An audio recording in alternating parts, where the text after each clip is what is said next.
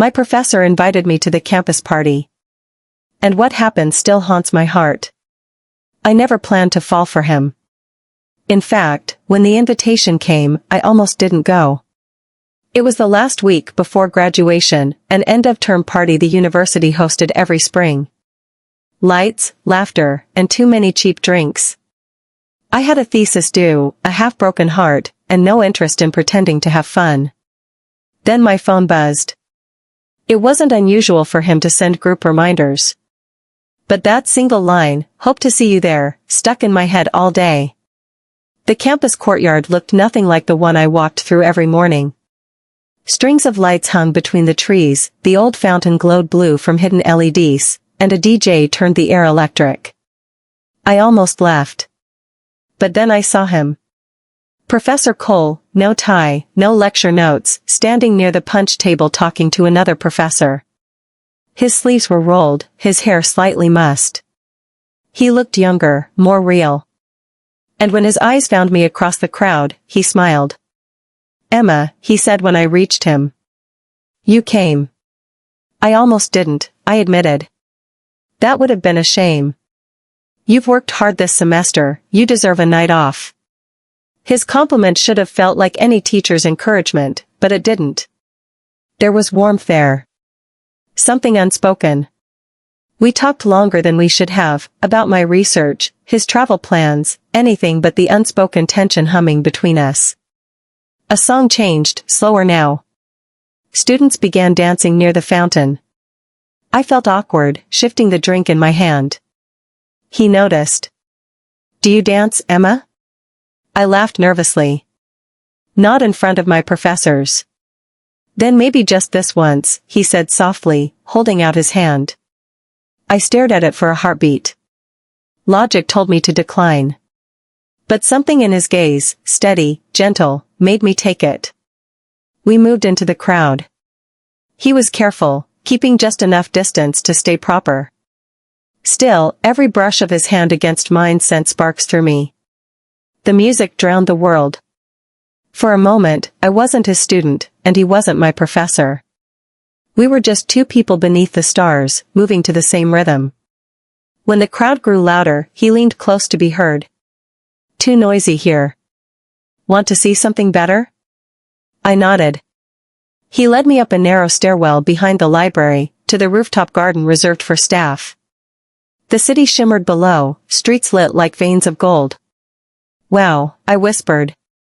"I didn't know this existed." "Few students do," he said. "It's my escape when the world gets too loud." He handed me his jacket when a breeze swept through. I pulled it around me, the fabric still warm.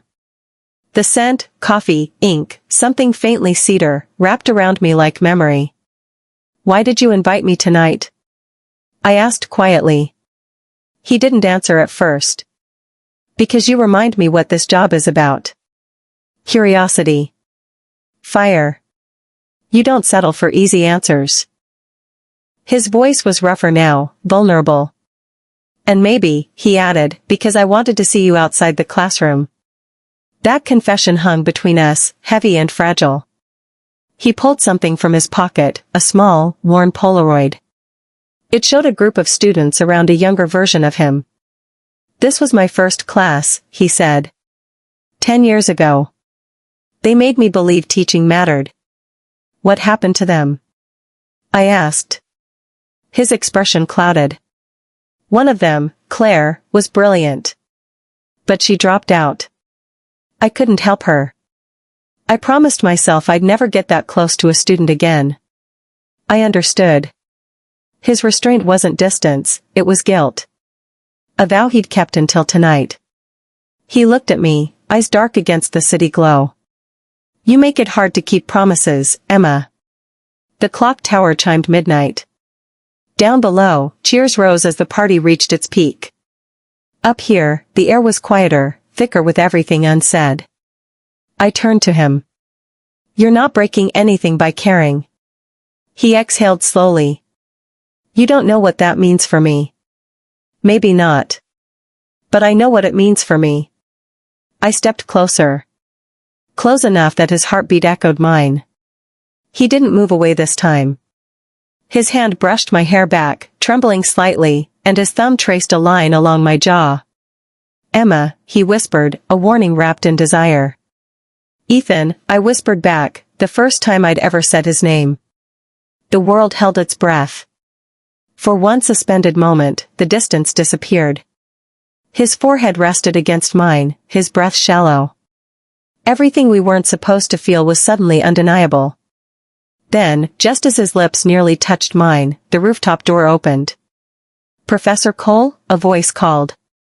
"Dean wants a word." He stepped back instantly, eyes flickering between duty and longing.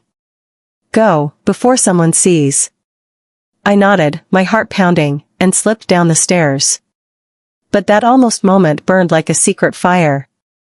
The next day, he wasn't in class. Nor the next. Rumors spread, something about a review board, a complaint from a colleague jealous of his popularity.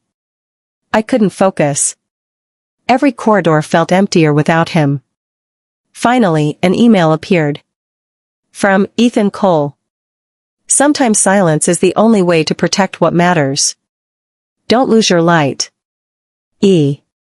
I read it a dozen times. I wanted to reply, but didn't. Some lines shouldn't be crossed, even in words. Weeks passed. The semester ended. Caps flew, cameras flashed. I smiled for photos, hugged friends, but my eyes kept drifting toward the faculty seats. He wasn't there. After the ceremony, I wandered toward the old library one last time. On the rooftop door, I found an envelope taped to the handle. Inside was a photograph, the same view from that night, city lights stretching forever, and a single line on the back. "Some lessons stay beyond the classroom." My breath caught. He'd been here. Watching. Saying goodbye without saying it. Life moved on. I joined a research firm, new city, new friends. Yet every so often, something would pull me back, a song, a scent, a night sky that looked just like that rooftop. One evening, at a conference in Boston, I heard a familiar voice behind me during a presentation. "Excuse me, are these seats taken?" I turned, and there he was. Older, calmer, but unmistakably him. "Professor Cole?" I breathed. "Just Ethan now," he said with a small smile. For a second, all the years fell away. The unspoken memories returned like gravity. After the event, we walked along the river. He told me he'd left teaching, started consulting. He seemed lighter somehow, as if the weight he'd carried had finally lifted. "I used to think I ruined everything that night," he said. "You didn't," I replied. "You reminded me what it means to feel." He laughed softly. "You still say things that stop me in my tracks." We paused near the water. "Do you ever think about it?" I asked. His gaze met mine. "Every time I see city lights."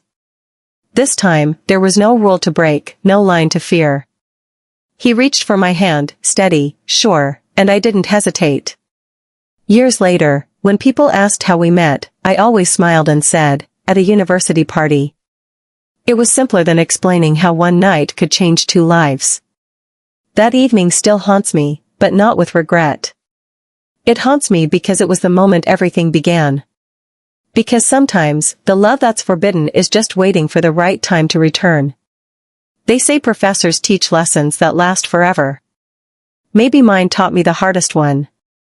That timing isn't everything. But when love is real, it always finds its way back. Red Heart.